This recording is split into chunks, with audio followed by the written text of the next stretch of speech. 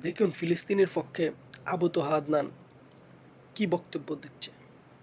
সালে যখন অটোমানদেরকে পরাজিত করা হয়েছে, প্রথম ব্রিটেন এবং পশ্চিমাদের সহযোগিতায় তারা এই জায়গা দখল করেছে। আমরা শুধু ইসরায়েলের কথা বলবো তা নয়, আমাদেরকে পুরো পশ্চিমা বিশ্বের এই যে কুফরি, এই শিরক এবং জুলুম এর বিরুদ্ধে কথা বলতে হবে। শুধুমাত্র ইসরায়েলের বিরুদ্ধে আমাদের যুদ্ধ নয়, বরং প্রত্যেক জালেম সম্প্রদায়ের বিরুদ্ধে আমাদের যুদ্ধ।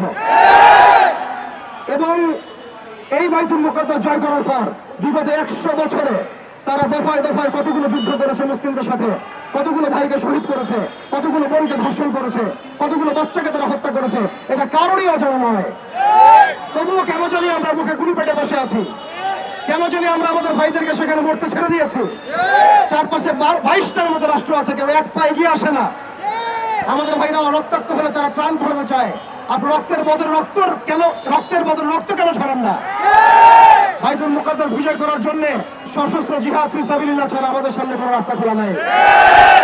এই বিষয়টা হজম করতে হলে আমাদেরকে শুধুমাত্র ইসরায়েলের বিরুদ্ধাচরণ করলেই হবে না, বরং ইসরায়েলের সাথে যারাই তাকে সহযোগিতা করেছে সামরিকভাবে, অর্থনৈতিকভাবে, ব্যাংকিং সিস্টেম দিয়ে, ফাইন্যান্স দিয়ে, অস্ত্র দিয়ে, মিডিয়া দিয়ে, প্রযুক্তি দিয়ে, সেই প্রত্যেক সভ্যতার বিরুদ্ধে আমাদেরকে দাঁড়াতে হবে। সেই প্রত্যেক জনগোষ্ঠীর বিরুদ্ধে আমাদেরকে দাঁড়াতে হবে। এবং আমরা জানি এই সাপের মাথায় আমেরিকা। আপনারা কি সংবাদ প্রচার করতে পারবেন এই সাপের মাথায় আমেরিকা? আপনারা নিজেরা অনেস্টলি বলেন, ইসরায়েলকে বোম দিয়েছে কারা? অস্ত্র দিয়েছে কারা? জনবল দিয়েছে কারা? ধর্ষণের লাইসেন্স দিয়েছে কারা? জেরুজালেমকে স্বীকৃতি দিয়েছে কারা? কারা অটোমানদেরকে ডিফিটের সময় ইসরায়েলের পাশে ছিল? কারা আরব ইসরায়েল যুদ্ধের সময় ইসরায়েলের পাশে ছিল? কারা দফায় দফায় ইসরায়েলকে সামরিক সহযোগিতা দিয়েছে? এর পাশাপাশি কারা পেট্রোডলার চুক্তির মধ্য দিয়ে ইসরায়েলকে আজকে শক্তিশালী করেছে? অতএব এই সাপের মাথায় আঘাত করতে হবে।